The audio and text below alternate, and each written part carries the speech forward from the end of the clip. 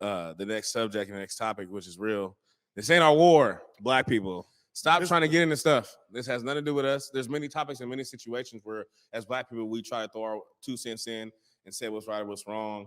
We've been fighting wars within ourselves and for ourselves the whole time. So Forever. we need to really embrace this time with ourselves because this is not our war. Like, do you understand that they were leaving immigrants who live in Ukraine at the train station?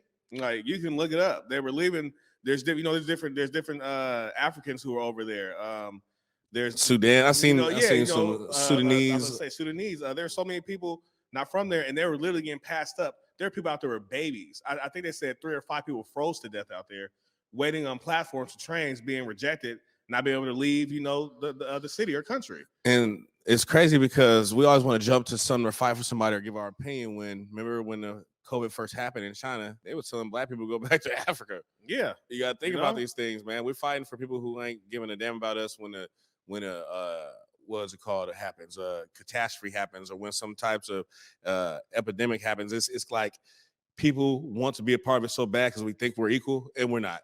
We got to separate ourselves and stay separate. A lot of this stuff ain't for us, and we need to mind our own business.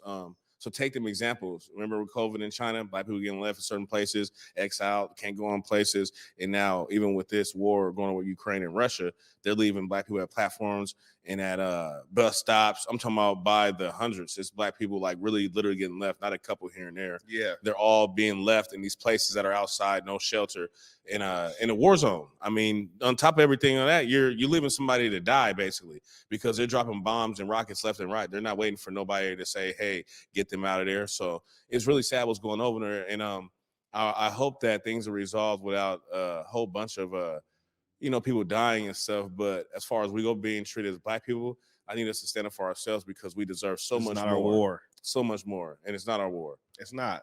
We have to stop butting in and try to be the bigger people. There were instances where, there were things going on where the kids were locked in cages with ice, and that's a sad situation. And I got to arguing with a couple of people, but there's been things where kids have been kidnapped, killed. There's been genocides against us forever, whether it's been Black kids. Black kids, Greenwood, Tuskegee experiment. So many things have happened to us. You need to do research on the lakes that you live near.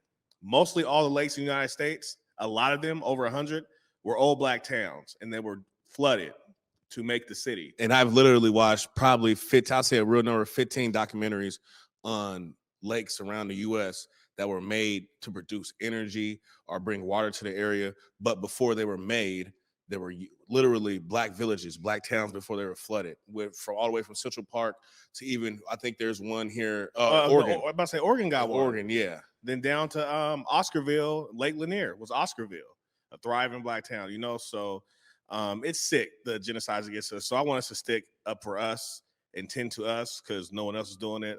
Stop jumping in other people's mess. We're getting hit upside the head, not looking because we're trying to be heroes and we're not. Let's stick to us and build us. And it's sick because